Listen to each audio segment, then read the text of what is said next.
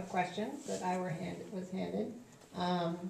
And maybe I just want to ask if either one of you have any last thoughts, and then we'll wrap up our evening.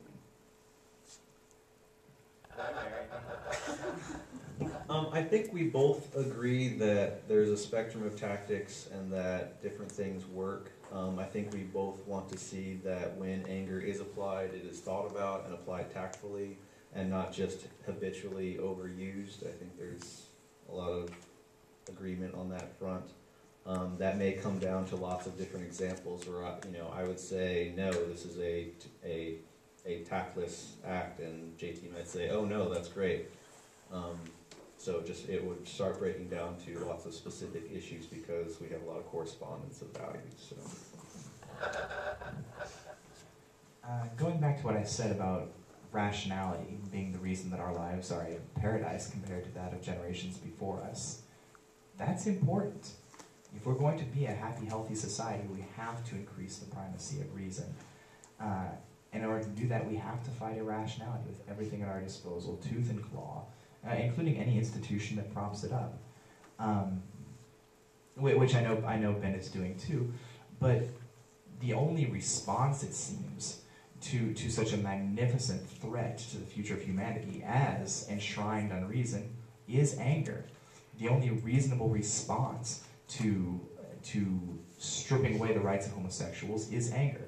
To stopping the advance of medicine, anger. To assaults on science, which has led to our lives being so comfortable, is anger.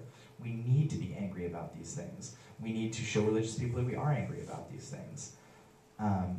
And I know Ben is too, otherwise he wouldn't write the things he writes or take the time to do all the things he does. But I don't think we need to conceal it. We need to bring people into the fold. We need to let that passion spread. Like I said, every single social movement that's been effective in the history of our country, and maybe even in the history of the world, was fueled by that same anger. So when you say to atheists like me, be less angry, in a certain essence, you're asking us to disempower ourselves. You're asking us to make ourselves less effective on a societal level. And I think it would be very much to our detriment if we allowed ourselves to do that. Yeah, I think I was arguing for channeling your anger into productive things and expressing it appropriately. Harness your passions for productive things. Well, thank you very much to both of our presenters tonight.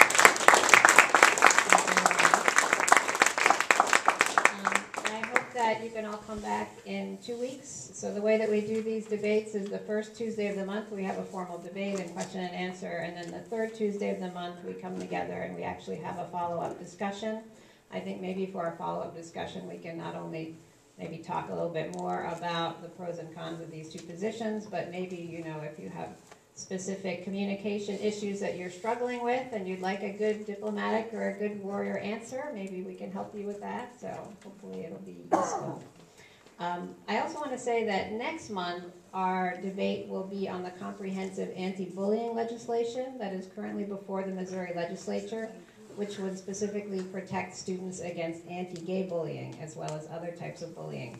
We are still looking for someone to argue against this legislation because although there are apparently a lot of people willing to vote against it, perhaps unfairly, it's hard to get someone to actually come and debate against it. So if you...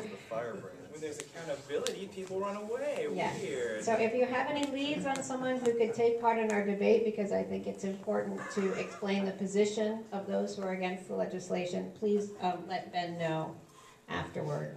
He is looking for somebody very hard. Please sign into our mailing list if you haven't already so that you can find out more about these or join the Facebook page. If you're able to make a donation to cover our costs, we would appreciate that. Otherwise, I hope we will see you in 2 weeks, and good night, and be responsible out there.